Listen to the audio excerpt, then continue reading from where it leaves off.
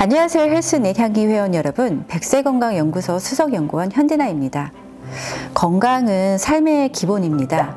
건강을 유지하는 방법에도 다양한 모습이 있는데요. 씹는 것 하나만 봐도 그럴 것 같습니다. 잘 씹기, 알면 알수록 그 깊이를 가늠하기 어려운데요. 잘 씹는 요령에 대해서 알아보도록 하겠습니다. 잘 씹는 게 의무가 아닌 즐거움이 될 수 없을까 하는 생각을 합니다. 때문에 의식적인 노력을 꼭 해야만 합니다. 잘 씹는다는 것은 우선 제대로 하는 게 급선무인데요. 여기서 안다는 건 실천이 되는 암을 말합니다. 씹는데 아주 중요한 고리는 침입니다. 스트레스를 많이 받으면 침이 잘 나오지 않아서 입이 마릅니다. 이럴 때는 음식조차 당기지 않습니다. 음식을 생각할 때 가장 좋은 침은 바로 군침입니다. 배가 고프면 자신도 모르게 침이 고이기 때문입니다. 바로 먹을 준비가 된 거죠. 제일 중요한 것은 음식을 많이 씹기 위해서는 산만하지 않는 편안한 장소에서 식사를 하는 것이 좋습니다. 먹을 때는 작은 조각으로 먹고 천천히 그리고 꾸준히 씹으면서 음식이 입안에서 부드러워질 때까지 씹고, 씹는 음식을 삼키기 전까지 음식을 먹지 말아야 합니다. 또한 삼키기 전까지 물을 먹지 말아야 합니다. 잘 씹는다는 건 잘게 부수는 것만 아니라 온도나 산도와도 관계가 있습니다. 오래 씹으면 음식의 온도가 몸 온도와 자연스럽게 같게 됩니다. 소화를 돕는 효소는 몸 온도에 가까울 때 가장 활발히 작용함으로써 너무 뜨겁거나 차게 먹지 말아야 합니다. 또한 산도를 보면 침은 중성에 가까운데 아밀라아제는 중성에서 가장 활발하게 작용함으로써 잘 씹어 침과 섞는 게 얼마나 중요한지 여러모로 실감이 됩니다.